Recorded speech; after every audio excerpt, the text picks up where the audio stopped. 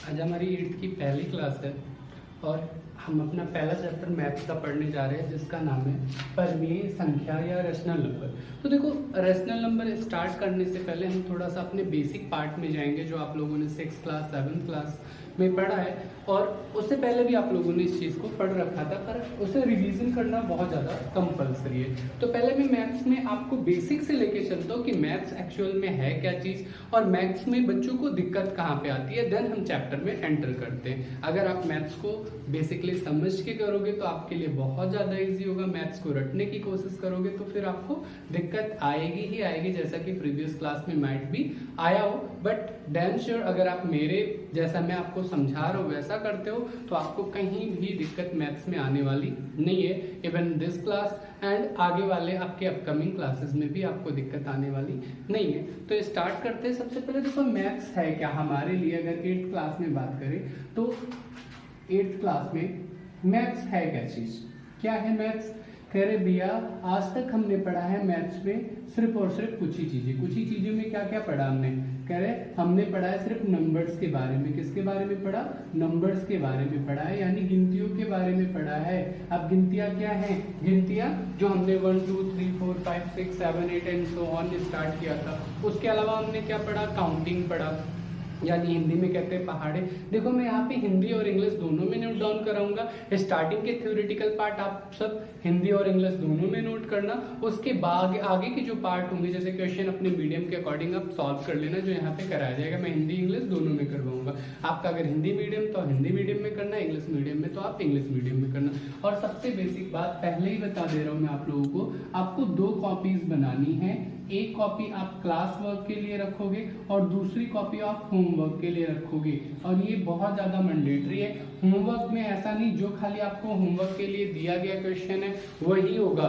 Homework में क्या होगा, आप क्या करोगे, जो भी चीज, जैसे फर्स्ट चैप्टर हमने स्टार्ट किया, फर्स्ट चैप्टर में जितने थ्योरेटिकल पार्ट लिखाए गए वो लिखोगे आप। उसके बाद जितने एग्जाम्पल्स कराए गए वो सारे करोगे। फिर एक्सरसाइज स्टार्ट करेंगे, जैसे 1.1 हमारा स्टार्ट हो, उसके सारे क्वेश्चन करोगे। और ये तब तक इसमें नहीं करोगे जब तक क्लास वर्क में आपका कंप्लीट नहीं हो जाएगा। ऐसा नहीं कि आपने एक एग्जाम्पल अभी कर लिया फिर उसके बाद दूसरा एग्जाम्पल किया, नहीं। आपको क्लास वर्क में जो कराया जाएगा उसके बाद जब फाइनल हो जाएगा तो एक साथ ही आपको क्या करना है, चैप्टर की सारी चीजें रिपीट करते हुए और उसमें आप नोट डाउन कर लोगे। ठीक है, तो अभी हम बेसिकली बात करते हैं नंबर्स के बारे में। परिमेय संख्या अभी थोड़ा रुक के डिस्कस करेंगे, कुछ बेसिक पार्ट है उसे हम डिस्कस करते हैं। तो देखो, मैथ्स जब स्टार्ट हुआ ना तो नंबर्स आया। अब नंबर्स के बाद हमने क्या किया, जोड़ना घटाना स्टार्ट किया। जब आप छोटे रहोगे तो सबसे पहले आपको सम सिखाए गए होंगे, सब्ट्रैक्शन सिखाया गया होगा, वही सारे फॉर्मूलेज अभी हम थोड़ा डिस्कस करते हैं कि होता क्या चीज है। क्योंकि हम नंबर्स के बारे में ध्यान देते हैं पर सिंबल्स के बारे में ध्यान नहीं देते। तो कुछ चीजें मैं आपको अभी नोट करवा रहा हूँ, आप लोग नोट करना और आगे जब हम क्वेश्चन सॉल्व करेंगे तो उसका यूज हमें समझ में आएगा।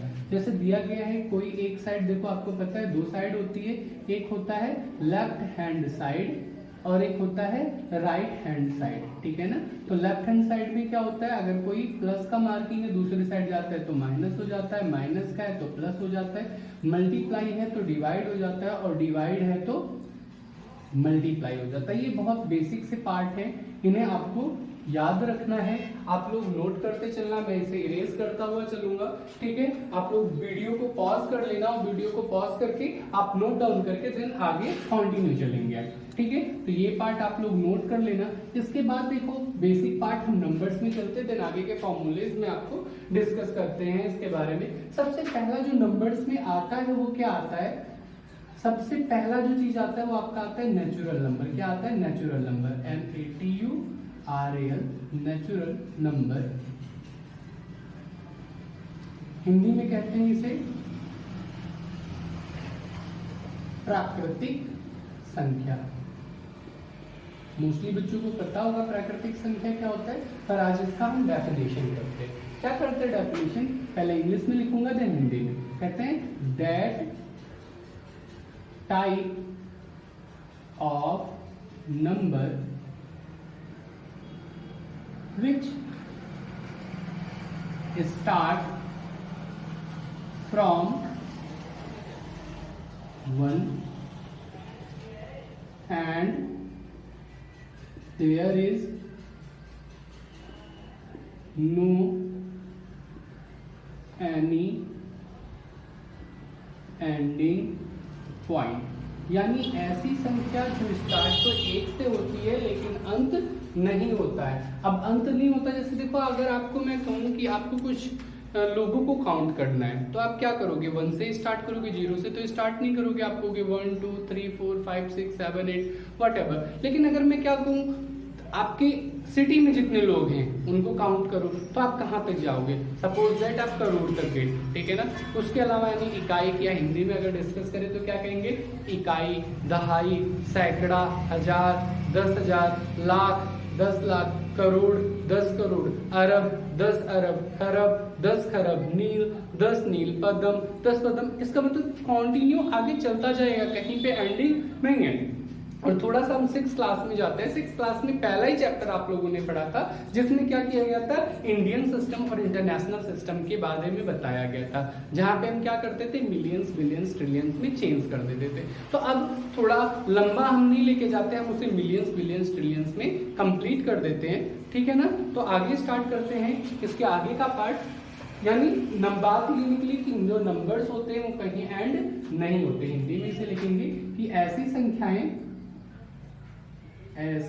संख्याएं जो 1 से प्रारंभ हो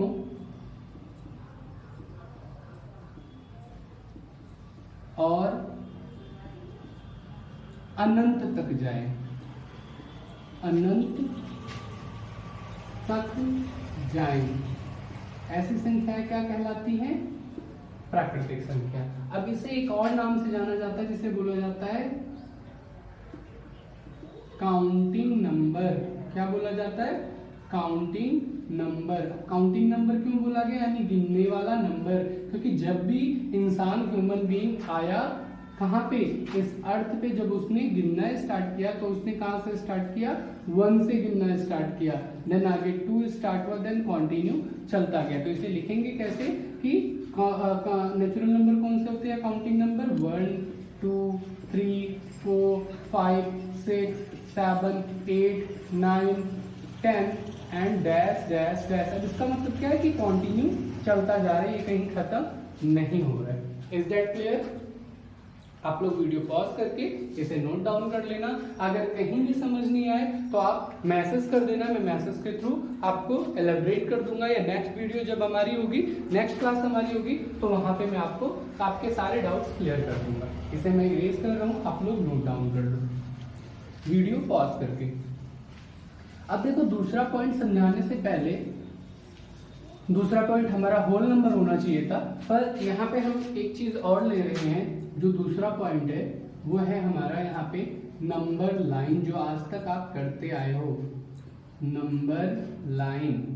नंबर लाइन यानी संख्या रेखा बोला जाता है। क्या बोला जाता है, संख्या रेखा।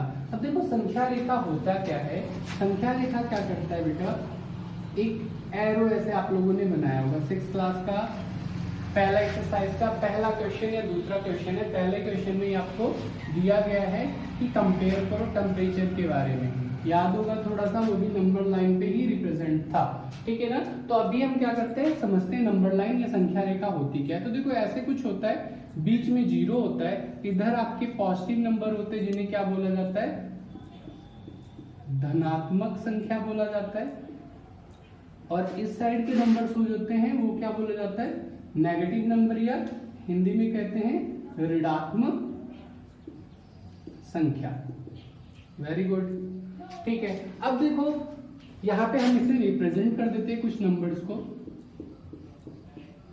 1 2 3 4 5 6 7 8 9 10। और ये एरो जो है ये क्या दिखाता है, ये एरो रिप्रेजेंट करता है कि नंबर कंटिन्यू चल रहा है, जिसे इंफिनिटिव के नाम से जाना जाता है।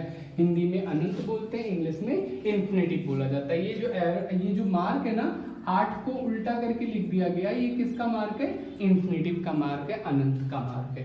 इधर पार्ट आते हैं, इधर के पार्ट नेगेटिव आपके होते हैं, ये भी कंटिन्यू ऐसे चलता जाएगा, जैसे कि -1 -2 -3 -4 -5, -6, -7, -8, -9, -10 एंड सो ऑन। और ये वाला जो पोर्शन है ये क्या है, ये माइनस नेगेटिव के पार्ट को दिखाता है। किसे शो करता है, माइनस नेगेटिव के पार्ट को शो करता है, यानी जो नंबर है वो कंटिन्यू चलता जा रहा है। अब इसे क्या हो जाता है, संख्या रेखा। अब इसे लिखेंगे कि that type of line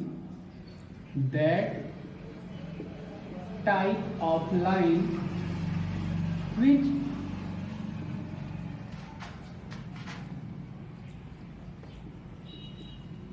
express all negative and positive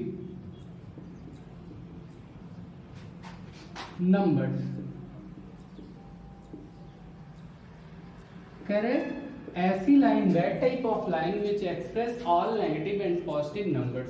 ऐसी लाइन जो क्या करे, ऐसी रेखा जो धनात्मक तथा ऋणात्मक दोनों संख्याओं को एक लाइन पे दिखाता है, एक रेखा पे दिखाता है, वह क्या कहलाता है, नंबर लाइन या संख्या रेखा। हिंदी में लिखेंगे इसे कैसे, कि ऐसी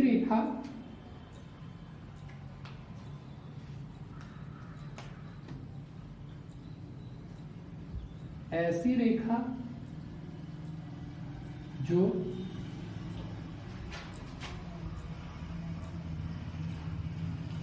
धनात्मक तथा ऋणात्मक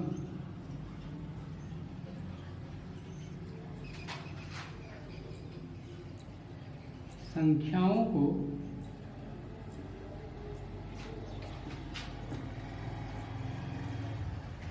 प्रदर्शित करे, वो क्या कहलाता है, संख्या रेखा कहलाती है या नंबर लाइन कहलाता है। तो आई थिंक अब नंबर लाइन में आपको कहीं कंफ्यूजन नहीं होगा। मैं इसे इरेज कर रहा हूँ, आप लोग इसे नोट डाउन कर लेना। अभी बस आप लोगों को ये समझते चलना है, ठीक है, और दिमाग में फीड करते हुए चलना है, क्योंकि ये चीजें अब दोबारा हम नहीं करेंगे। और ये सबसे बेसिक्स पार्ट है जो आपको 9th में 10th में इवन आगे पीछे भी आप लोग 2 ईयर पढ़ के आए हो, 2 साल 6th और 7th में, वहां पे सेम पोर्शन आपको मिला था। अब देखो थर्ड पार्ट क्या होता है। थर्ड पार्ट होता है आपका whole number. Whole number, whole number यानी पूर्ण संख्या बोला जाता है। क्या बोला जाता है, पूर्ण संख्या हिंदी में बोला जाता है। अब लिखते हैं क्या होता है, तो ये भी कह रहा है that type of number which start from 0, ये कहां से स्टार्ट होता है, शून्य से स्टार्ट होता है, and there is no any ending point, यानी इसका कोई एंडिंग पॉइंट ना हो। जैसे हमारा नेचुरल नंबर था, सेम एज होल नंबर भी है, बस होल नंबर में 0 आपका एक ज्यादा होता है, यानी 0 एक नंबर ऐसा है जो ज्यादा इंक्लूड होता है नेचुरल नंबर से, जिसकी वजह से उसे होल नंबर बोला गया। अब देखो होल नंबर बोला क्यों गया, होल नंबर इसलिए बोला गया जब हमने नंबर्स बनाए, गिनना स्टार्ट किया, तो अगर हमें जैसे लिखना हो 1007 लिखना हो, तो क्या 0 के बिना ये पॉसिबल था, नहीं लिख सकते थे 0 के बिना। तो जब 0 आया तो हमने कहा कि हमारी जो गिनने की प्रक्रिया है वो क्या होगी, पूरी होगी, इसलिए उसका नाम रखा गया पूर्ण संख्या, होल नंबर, यानी सारे नंबर्स हमें क्या हो गए, मिल गए। अब हिंदी में क्या लिखेंगे कि ऐसी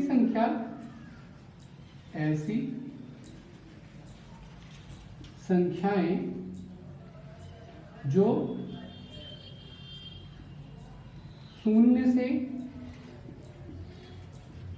प्रारंभ हो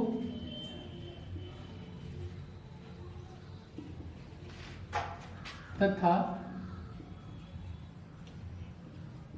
अनंत तक जाए, वो संख्या क्या कहलाती है, पूर्ण संख्या कहलाती है। कैसे, 0 1 2 3 4 5 6 7 and dot dot dot dot dot. अब ये डॉट डॉट क्या है, कंटिन्यू चल रहा है। अब देखो एक चीज बार बार पूछा जाता है, आप लोगों को 6th क्लास में भी पूछा गया, 8th में भी पूछा जाएगा, और 9th का भी पहला ही क्वेश्चन यही है।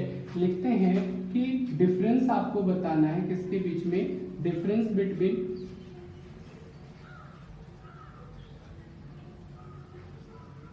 Natural number and whole number, यानी कह रहे प्राकृतिक संख्या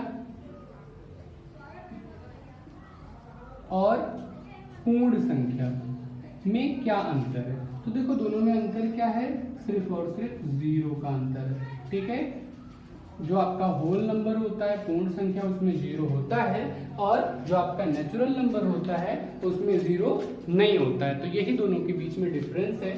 अब हम आगे चलते हैं, इसके इरेज कर रहा हूं, आप लोग इसे नोट डाउन करते रहना, वीडियो को पॉज करके तुरंत के तुरंत नोट डाउन करना इसे।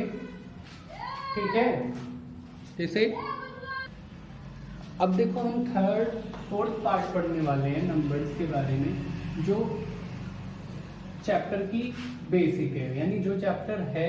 अब चैप्टर को समझ लेते हैं। अच्छा, चैप्टर समझने से पहले एक और मार्क हम समझते हैं, जो हर बार हमें पढ़ाया जाता है, 6th में भी पढ़ा, 7th में भी पढ़ा, और इसी की वजह से हमारे क्वेश्चंस गलत हुए।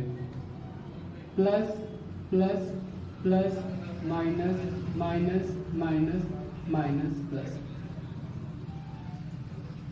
अब सभी बच्चों को मोस्टली पता होगा, प्लस प्लस प्लस होता है, प्लस माइनस माइनस होता है, माइनस माइनस प्लस होता है, और माइनस प्लस माइनस होता है। आप ध्यान देना ये हुआ कैसे, देखो इसे आप ध्यान देना। कह रहे व्हेन सिंबल्स आर सेम, जब सिंबल्स क्या होंगे, सेम होंगे। जैसे यहाँ क्या है, प्लस है और प्लस है, सेम है, और यहाँ पे भी प्लस है, ये भी क्या है, सेम है। तो कह रहे हैं when symbols are same always we get plus, यानी जब भी चिन्ह क्या होंगे, हमारे बराबर होंगे, सेम होंगे, चाहे प्लस प्लस का हो या माइनस माइनस का हो, तो हमारा आंसर कितना आएगा, प्लस ही आएगा। आगे क्या कह रहे हैं, कह रहे व्हेन सिंबल्स आर डिफर, यानी सिंबल्स जब क्या होंगे, डिफर होंगे, यानी अलग अलग होंगे, ऑलवेज वी गेट माइनस, तो हमें हमेशा क्या मिलेगा, माइनस मिलेगा। ठीक है ना, जब भी हमारा क्या होगा, प्लस डिफरेंस जब सेम होंगे नंबर्स नहीं सिंबल्स, तो प्लस मिलेगा, और जब सिंबल्स अलग अलग होंगे तो वहां पे ऑलवेज वी गेट माइनस। अब इसे रटने की कोशिश आप मत करना, क्योंकि आपको फैक्ट वाली चीज मैंने बता दी है कि कैसे आप पहचान पाओगे, क्योंकि बच्चे अभी तक रटते आए हैं। जो कभी भी अगर टीचर कुछ बोलेगा, अगर उल्टा बोलता है तो तुरंत बच्चे कंफ्यूज हो जाते हैं। और अपने कॉन्सेप्ट हमेशा क्लियर रखा करो, जिससे डाउट आपको ना हो। अब चलते हैं आपके चैप्टर में। चैप्टर कह रहा है रेशनल नंबर है क्या चीज, तो रेशनल नंबर पढ़ना स्टार्ट करते हैं कि रेशनल नंबर होता क्या चीज है। ये चैप्टर का पार्ट है, कहते हैं रेशनल नंबर। रेशनल नंबर यानी परिमेय संख्या। अब देखो परिमेय संख्या क्या होती है, कह रहे that type of number which can be expressed in the form of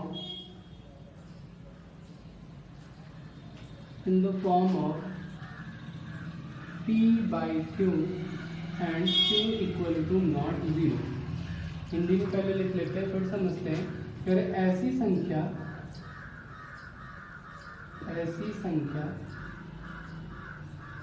जिसे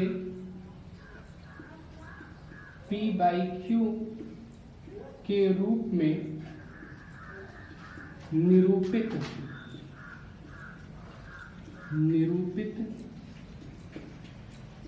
किया जा सके तथा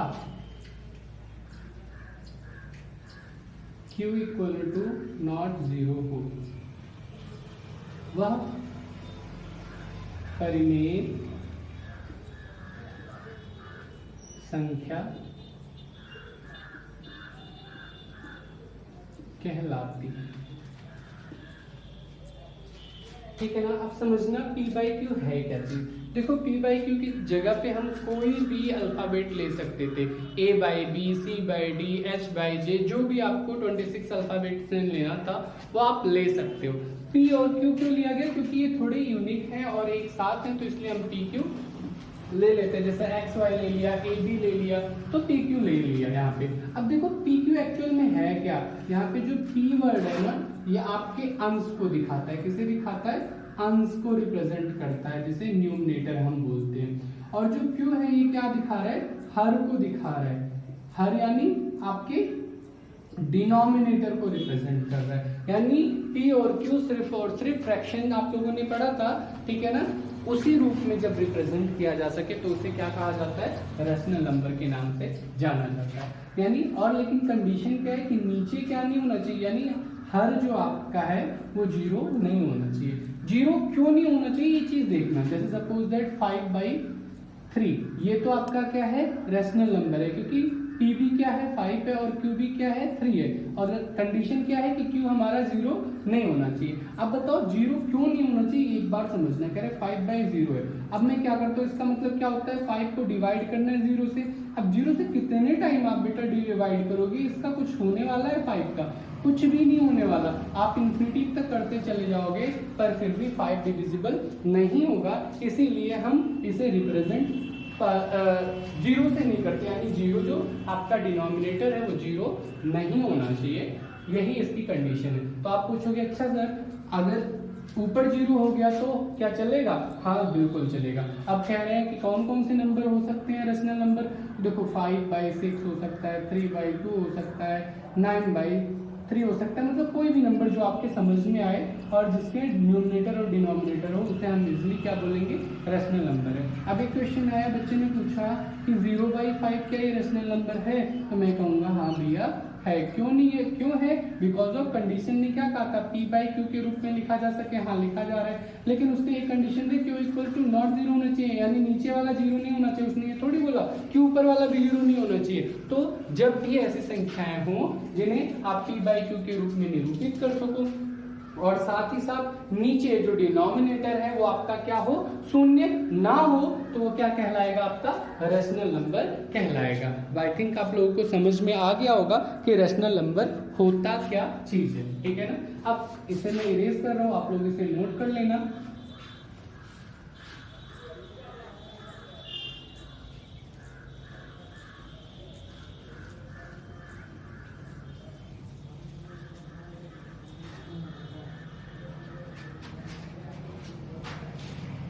देखो रैशनल नंबर में आगे सॉल्व करने से पहले ना हमें दो मेथड सबसे पहले समझना बहुत ज्यादा जरूरी है, ठीक है ना।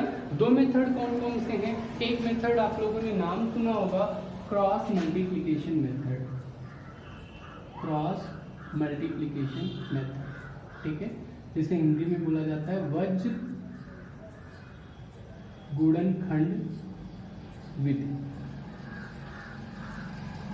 अब ये आप लोगों ने बहुत अच्छे से सीखा होगा, पर एक बार मैं फिर से आप लोगों को क्लियर कर दे रहा हूँ कि वज्र गुणनखंड विधि या क्रॉस मल्टीप्लिकेशन मेथड होता क्या चीज है। देखो सपोज दैट हम लेते हैं कि a/b कोई रैशनल, और एक चीज ध्यान रखना, क्रॉस मल्टी अभी तक हमने क्या पढ़ा था, सिर्फ और सिर्फ पढ़ा था नंबर्स को ऐड करना, नंबर से यानी 5 प्लस में 3 सपोज दैट ये नंबर ऐड करना सीखा था।